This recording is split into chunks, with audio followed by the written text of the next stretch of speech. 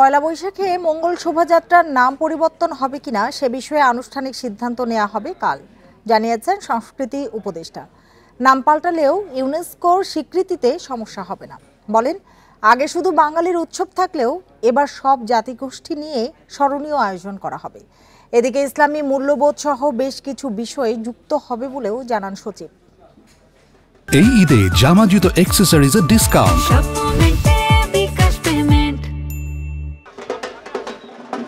দেশের সবচেয়ে বড় অসাম্প্রদায়িক উৎসব পয়লা বৈশাখ বাংলা বর্ষবরণ। 4 দশক ধরে উৎসবের অবিচ্ছেদ্য অংশ মঙ্গল শোভাযাত্রা।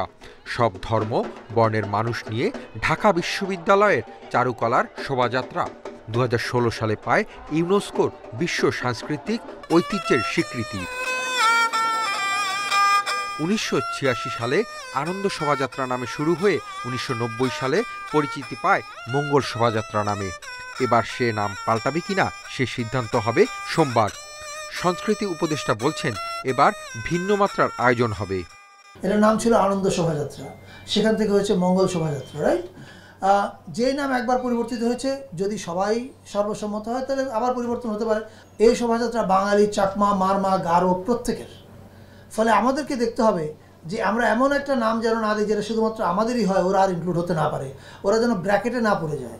এবার বর্ষবরণে ইসলামী মূল্যবোধ সহ বেশ কিছু বিষয় যুক্ত হবে। নিশ্চিত করা হবে সব জাতিগোষ্ঠীর অংশগ্রহণ। ইসলামী সংস্কৃতির কথাও এখানে আলোচনা রয়েছে, যেটা এখানে সংখ্যাগরিষ্ঠ মুসলমান।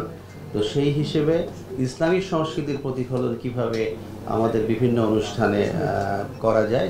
প্রতিবারের মতো এবারও রমনা বটমূলে থাকছে ছায়ানটের আয়োজন। গান বাছাইয়ে কোনো নির্দেশনা নেই বলে জানান সংগঠনটির সাধারণ সম্পাদক লাইসা আহমেদ লিসা। আর ঢাবি উপাচার্য জানান, বৈচিত্র্যের মধ্যেই ঐক্য ধরে রাখতে হবে। আমাদের বিভিন্ন জাতিগোষ্ঠী আছেন, প্রতিটি মূলধারাকে আমরা সম্মান করতে চাচ্ছি এবং চাচ্ছি যে সবাই মিলে এই বৈচিত্র্যের মধ্যেই ঐক্য খুঁজতে। এবার সন্ধ্যার মধ্যে অনুষ্ঠান শেষ করার বাধ্যবাধকতা থাকছে না। রাতে সংসদ ভবন এলাকায় হবে ড্রোন শো।